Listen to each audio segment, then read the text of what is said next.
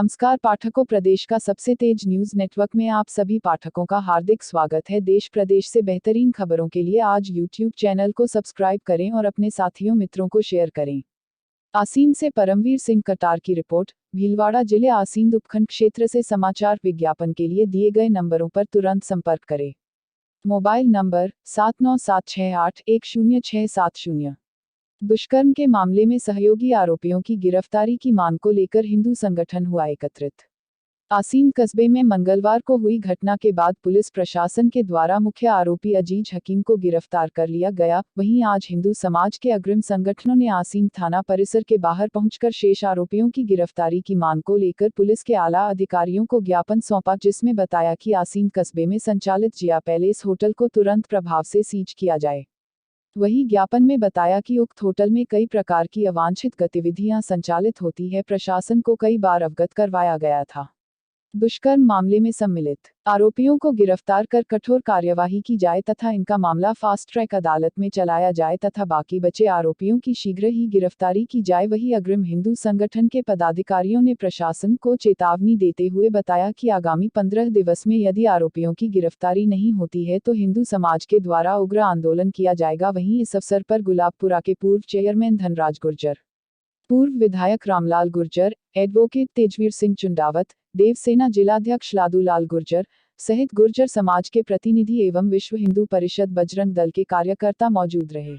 IPC में त्वरित कार्रवाई करते हुए अवांछित गतिविधियों पर रोक लगाने बाबत महोदय जी उक्त विषय में निम्न निवेदन है। नंबर 1 ये कि कस्बा आसीन में कल दिनांक 22/7/2022 को बीच बाजार में एक हिंदू महिला को अगवा कर उसके साथ सामूहिक दुष्कर्म किया गया, जिसमें पुलिस द्वारा त्वरित कार्रवाई करते हुए अभियुक्त को गिरफ्तार किया गया। उक्त घटना मुख्य बस स्टैंड पर स्थित होकर जिया पैलेस के नाम से संचालित एक स्थान पर हुई है। उक्त जिया पैलेस विगत कई वर्षों से अवांछित गतिविधियों का केंद्र बना हुआ है। यहाँ से अवैध मादक पदार्थों की बिक्री हो रही है तथा कई समय से देह व्यापार का केंद्र संचालित हो रहा है। इसके साथ साथ यहाँ खोईवाली और सट्टे का व्यवसाय संचालित किया जा रहा है। पूर्व में भी इस संबंध में प्रशासन को सूचना दी गई, परंतु इस आपराधिक कार्रवाई केंद्र को किसी प्रकार से कार्रवाई नहीं किया गया है। अतः हम लोग आज क्षेत्रवासी मांग कर रहे हैं कि उक्त जिया पैलेस, जो कि एक अवैध निर्मित आपराधिक केंद्र है जिसमें कई तरह की वाणिज्यिक गतिविधियां लिप्त हो रही है, जिसका प्रशासन द्वारा वाणिज्यिक स्वीकृति नहीं दिया गया है, क्योंकि ये स्थान एक अवैध निर्माण की सीमा में आता है। इसलिए प्रशासन इसकी सभी तथ्यों की जांच करते हुए इस स्थान को तुरंत ध्वस्त किया जाए, ये हम लोगों की प्रमुख मांग है। नंबर 2 ये कि उक्त प्रकरण सिंह के 185/22 जो कि एक सामाजिक अपराध है तथा महिला उत्पीड़न से जुड़ा हुआ मामला है। ऐसे कृत्य से इस क्षेत्र की सामाजिक सद्भावना बिगड़ सकती है। हम क्षेत्रवासी जनहित में मांग करते हैं कि उक्त प्रकरण को स्पेशल केस ऑफिसर स्कीम के तहत लिया जाकर फास्ट ट्रैक न्यायालय में सुनवाई किया जाकर वहां स्थानांतरित किया जाए तथा उप अधीक्षक स्तर के अधिकारी को उक्त प्रकरण के निर्णय होने तक उसकी जवाबदारी निश्चित करते हुए उनकी नियुक्ति की जाए, जिससे कि इसमें त्वरित न्याय मिल सके। तीसरा, कस्बा आसीन में पिछले कई दिनों से अवैध मादक पदार्थों की बिक्री निरंतर बढ़ रही है, जिससे रात्रि 8 बजे बाद इन होटलों पर शराब व अवैध मादक पदार्थों का संचालन निरंतर किया जा रहा है। पूर्व में भी देर रात तक बिक्री किए गए सामानों की सूची हमने दिनांक 29 से 2022 को उच्च अधिकारियों को मौखिक रूप से निवेदन किया तथा स्थानीय अधिकारियों द्वारा आश्वासन दिया गया कि अविलंब 7 दिवस में इन गतिविधियों पर अंकुश लगाया जाएगा, परंतु अभी तक इन अवैध मादक पदार्थों की बिक्री का संचालन नहीं रोका गया। अवैध मादक पदार्थों के साथ साथ यहाँ के अपराधी देर रात तक वहाँ बैठे रहते हैं तथा आपराधिक गतिविधियों में लिप्त रहते हैं। कई तरह के अपराध वो कारित करते हैं। इसलिए रात्रि 8 बजे बाद किसी प्रकार के अवैध मादक के संचालन के बिक्री केंद्रों को रोका जाए और सामाजिक सद्भावना बिगाड़ने में जो लोग सम्मिलित हैं, ऐसे मानसिकता लोगों के लिए सामाजिक सद्भाव बिगाड़ने के लिए तत्पर है, उनके खिलाफ कार्रवाई की जाए।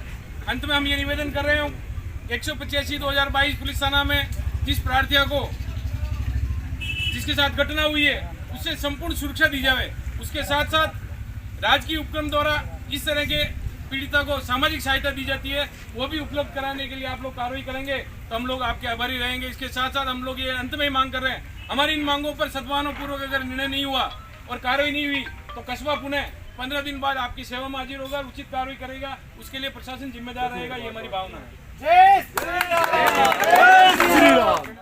कल की घटना हुई थी और उसमें भी एक आरोपी को ही पकड़ा, 2 फरार हैं, उसके बारे में क्या कहना है और आज जो लोगों की जो मांगे थी उसके बारे में? कल जो घटना हुई थी उसमें तुरंत एफआईआर दर्ज करके 376D में मुकदमा दर्ज कर लिया था, जिसका इन्वेस्टिगेशन सीओ साहब आसिम कर रहे हैं।